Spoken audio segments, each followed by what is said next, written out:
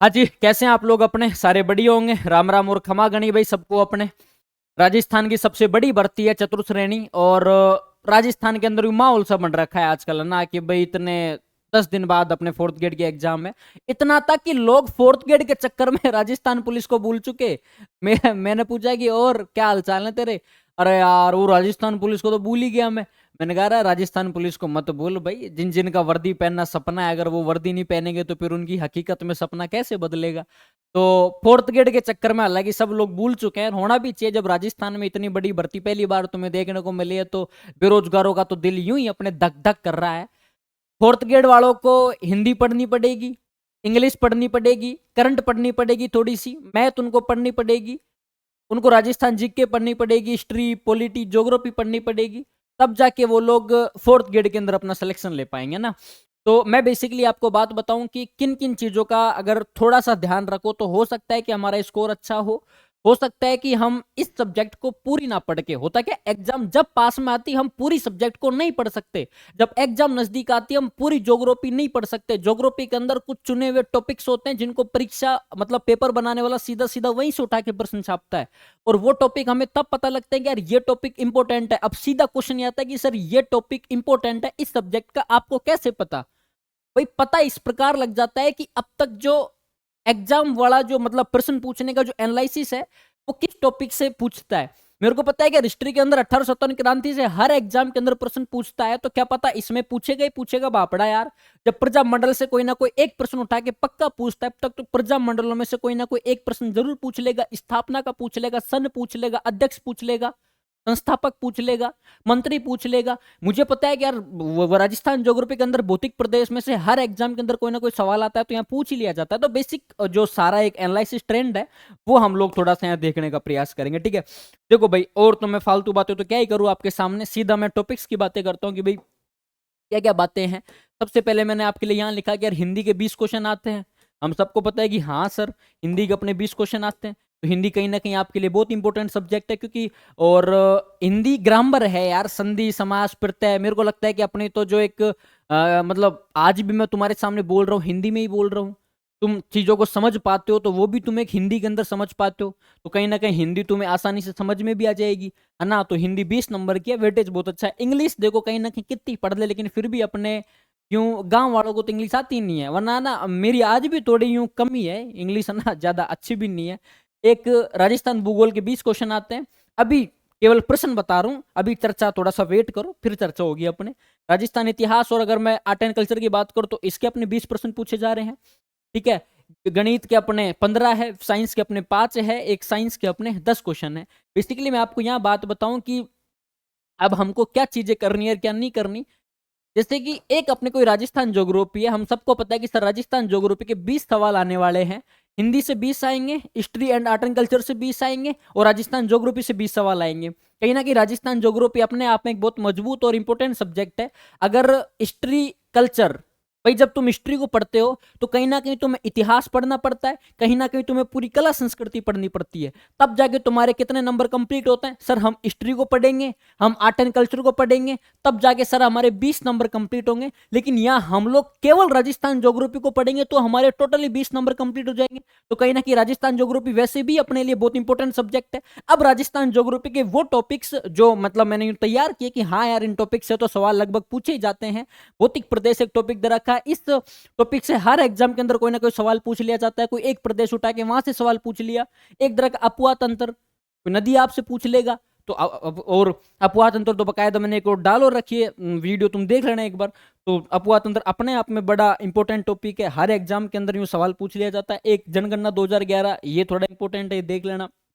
एक आपदा प्रबंधन वाला जो टॉपिक है ना, ये पढ़ लेना ना, इसमें से पक्का एक सवाल इस बार पूछा जाएगा। एक दो सवाल जितने क्या पता 2 या 3 सवाल पूछ ले। तो आपदा प्रबंधन अपने आप में बड़ा इंपॉर्टेंट टॉपिक है। मैं ये नहीं कह रहा कि तुम यही टॉपिक पढ़ोगे तो तुम्हारा सिलेक्शन होगा, ऐसा थोड़ी मैं यूं घोषणा कर रहा हूँ कि भाई साहब ये टॉपिक पढ़ना जाना अपने, ये केवल ये टॉपिक पढ़ लेना, फोर्थ ग्रेड जो पेपर बना रहा है वो यहीं से छापेगा। नहीं, पढ़ना सब कुछ है ना। अब मैं यूं कह दूं डायरेक्टली कि यार केवल ये पढ़ लो सिलेक्शन हो जाए, गलत बात है। पढ़ना सब कुछ है। ये टॉपिक मैं इसलिए बता रहा हूँ कि जब परीक्षा नजदीक आती है तो हम पूरी विषय का रिवीजन नहीं कर सकते, हम पूरी हिस्ट्री और आर्ट एंड कल्चर को नहीं पढ़ सकते, हम पूरी ज्योग्राफी नहीं पढ़ सकते। कुछ चुनिंदा टॉपिक्स होते हैं जिनका रिवीजन करना होता है, जो इंपॉर्टेंट होते हैं, जो कहीं ना कहीं दिल में उम्मीद होती है कि यहाँ से तो प्रश्न आएगा ही आएगा।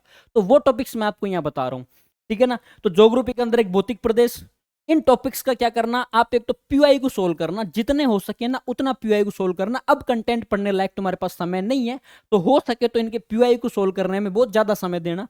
अपवाह तंत्र हो गया, 2011 की जनगणना होगी, एक अपने आपदा प्रबंधन हो गया। ये ज्यादा टॉपिक नहीं बता रहा, 4 टॉपिक बता रहा हूँ। एग्जाम जब पास है उसे 2-3 दिन पहले, क्योंकि लगभग 4th ग्रेड के अंदर जिन लोगों ने फार्म भरा है उसमें से कम आधे लोग तो राजस्थान पुलिस का पेपर देंगे ही देंगे। तो जैसे तुम्हारी वो राजस्थान पुलिस का तुम एग्जाम दे के आते हो उसके तुरंत बाद अपने ये टॉपिक्स आप एक बार इनका रिविजन करना ही करना है। भाई मैं खुद अपने इतिहास का विद्यार्थी हूँ, और तो राजस्थानी इतिहास के अंदर 4th ग्रेड के हिसाब से बता रहा हूँ, यूं नहीं है कि यहाँ RSPS है कि स्ट्रेटजी मैं आपको बता रहा हूँ। राजस्थान इतिहास के अंदर एक क्रांति का टॉपिक आप थोड़ा सा इंपॉर्टेंट है, और क्रांति मैंने वैसे भी पढ़ा रखी है ना। आप यूट्यूब पे जाओगे तो 1 घंटे 1.5 घंटे की मैंने शायद एक डाल रखी है क्रांति, है ना, उसका मैंने पूरा रिवीजन करा रखा है। उस वीडियो को देख लेना, शायद उससे बाहर तो सवाल आने जाने की संभावना बहुत ही कम है। एक अपने एकीकरण एकीकरण की भी मैं डाल दूंगा एक बार आपको क्लास। एक प्रजामंडल की तो मैंने डाल ही रखी है अभी, है ना। तो ये 3 जो टॉपिक हैं, क्रांति, एकीकरण और प्रजामंडल, यहाँ से पक्का कोई ना कोई सवाल छप जाएगा। तो ये आपके लिए बेहद इंपॉर्टेंट सवाल है, ये आपके लिए बेहद, यूं मैं कहूँ तो महत्वपूर्ण टॉपिक्स हैं। तो इनको तो आप एक बार देखना ही देखना, वरना यूं सिरसरी निगाहों से नहीं देखोगे ना तो फिर निगाहें कत्ले आम हो सकती हैं, ठीक है। एक कला और संस्कृति की मैं अगर बात करूँ, आर्ट एंड कल्चर की, तो यहाँ एक टॉपिक दे रखा है लोक देवता, है ना। कोई पाबू जी पूछ लिया, कोई रामदेव जी पूछ लिया, कोई गोगा जी पूछ लिया, तुमसे कोई और लोग मल्लीनाथ जी पूछ लिया, तो लोक देवता तुमसे पूछ ले जाएंगे, इसलिए लोक देवता तुम्हारे लिए बहुत इंपॉर्टेंट है। एक दे रखा है भाषा एवं साहित्य। ये आर्ट एंड कल्चर के मैंने वो टॉपिक छाटे हैं जिनसे पटवारी हो, वीडियो हो, 4th ग्रेड हो, RS हो, PSI हो, पूछेंगे सवाल। परीक्षा पेपर बनाने वाला फिक्स रखता है टॉपिक, यार यहाँ से तो पूछने ही पूछने हैं, और क्वेश्चन रिपीट होते हैं। तुम कभी पीवाई को सोल्व करोगे ना, तुम कभी प्रीवियस ईयर के क्वेश्चन पेपर यूं आत्मा डाल के सोल्व करोगे, तुम्हें तुरंत फील हो जाएगा कि यार पटवारी के अंदर तो ये अपने उदयपुर की स्थापना दिवस 2015 में पूछा हुआ था, 16 में पूछा हुआ था, 21 में पूछा हुआ था, और वापिस पूछ लिया। तो हाँ यार, ये तो मतलब, तो मेरे कहने का मतलब ये फॉर एग्जाम्पल की रिपीट होते हैं क्वेश्चन, इसलिए आपको पीवाई को थोड़ा सा इंपॉर्टेंट है, ठीक है। तो ये तो मैंने basic history, art and culture और ज्योग्राफी के वो आपको टॉपिक बता रखे हैं जो आपको पढ़ने ही पढ़ना है, मतलब 40-50 नंबर का जो मैटर है वो तो मैंने आपको यहाँ बता ही रखा है।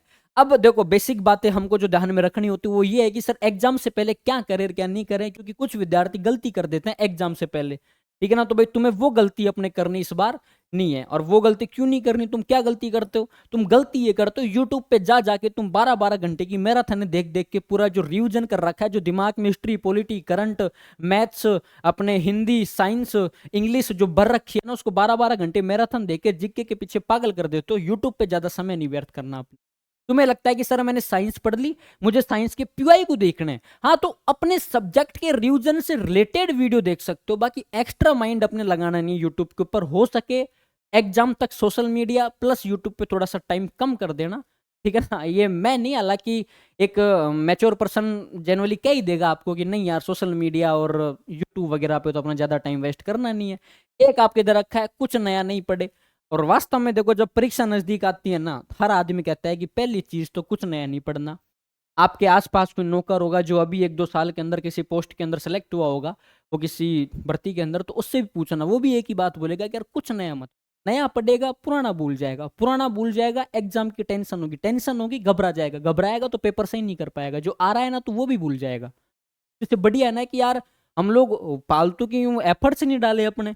तो कुछ नया नहीं पढ़ना, यूट्यूब पर ज्यादा समय अपने बर्बाद करना आपको है नहीं। एक मैंने यहाँ चीज बताई कि यार क्या करें, रिवीजन ज्यादा करें, जितना हो सकता है उतना चीजों को रिवीजन करो, बार बार रिवीजन करो, बार बार पढ़ो चीजों को। मैंने आपको यहाँ बताया कि यार ज्योग्राफी के अंदर कोई भौतिक प्रदेश है, अपवा तंत्र है, 2011 की जनगणना है, आपदा प्रबंधन है, इनको जितना पढ़ सकते हो उतना पढ़ो। मैंने कहा कि यार आर्ट एंड कल्चर के अंदर अपने भाषा साहित्य है, वेशभूषा आभूषण है, लोक देवता, इनको जितना पढ़ सकते हो बार बार रिवीजन करो। पीवाई को देखो, मॉडल पेपर सोल्व करो, यहाँ में लिख रखा है मॉडल पेपर, है ना। तो मॉडल पेपर सोल्व करो, उससे आपका कॉन्फिडेंस बढ़ेगा, प्लस में आपको यूं स्कोर का पता चल सकता है ना। और पीवाई को सोल्व करो भैया ना, जितना हो सकता है उतना पीवाई को सोल्व करो। मैं हर एग्जाम पीवाईक्यू तो यूं मानो कि पीवाईक्यू और रिवीजन ये दो चीज तो वो हैं जो आपको मतलब कोई वैकेंसी अगर अपने गेट से खदेड़ रही है ना, आपको मैं कह रहा हूँ, वो अगर आप पीवाईक्यू और रिवीजन वाला जो दीवार है इसको मजबूत कर लोगे ना, वैकेंसी तुरंत तुम्हें अपने गेट के अंदर ले लेगी। ठीक है। बाकी तो मैं हमेशा कहता हूँ कि यार हिम्मत बिन कीमत नहीं, हिम्मत कीमत होए बिन हिम्मत रद्द का गज जो राजी है, कि हिम्मत के बिना इंसान की कोई कीमत नहीं होती। इसलिए हिम्मत यूं जरूरी है ना, तो हिम्मत रखना आप। ठीक है ना। ऐसा नहीं हो कि तुम हिम्मत नहीं रखो अपने। तो बाकी तो जो चीजें मैंने आपको बताई ये सारी चीजें आपको फॉलो करनी है, और पढ़ना तो सब कुछ है। ठीक है ना। बाकी मैंने जो बताया ये टॉपिक्स आपको तब पढ़ना है जब एग्जाम से पहले, और अब एग्जाम से पहले का ही समय है, तो मेरे कहने का मतलब समझ जाओ, अब इन टॉपिक्स को मजबूत कर लो अपने। और मैंने कहा ना क्या करना है, रिवीजन करना है, मॉडल पेपर सोल्व करो, है ना, बार बार पीवाई को सोल्व करो। ये तीन चीजें जब कर लोगे ना, अपने आप धीरे धीरे कॉन्फिडेंस आ जाएगा, फोर्थ ग्रेड के अंदर ज्यादा टफ पेपर नहीं आएगा, क्वेश्चन अपने बहुत यूं रेयर चांस है कि कोई टफ क्वेश्चन पूछ भी लिया। अब चाहे कितनी आसान भर्ती हो, एक दो प्रश्न तो देखो कठिन देखने को मिलते हैं, तीन चार क्वेश्चन तो वो ऐसे भी बना के बेचता है जानबूझकर कि कोई कोई भी नहीं कर पाए। बाकी लगभग पेपर अपने आसान ही आएगा, जहां तक पटवारी का पेपर देख के लगा है उस प्रकार तो देखो फोर्थ ईयर का पेपर आसान ही आएगा, तो तुम्हें टेंशन करने की कुछ ज्यादा अपने टेंशन है नहीं। ठीक है ना। तो बाकी अपने तैयारी ढंग से करते रहो, और कोई ज्यादा माता मगर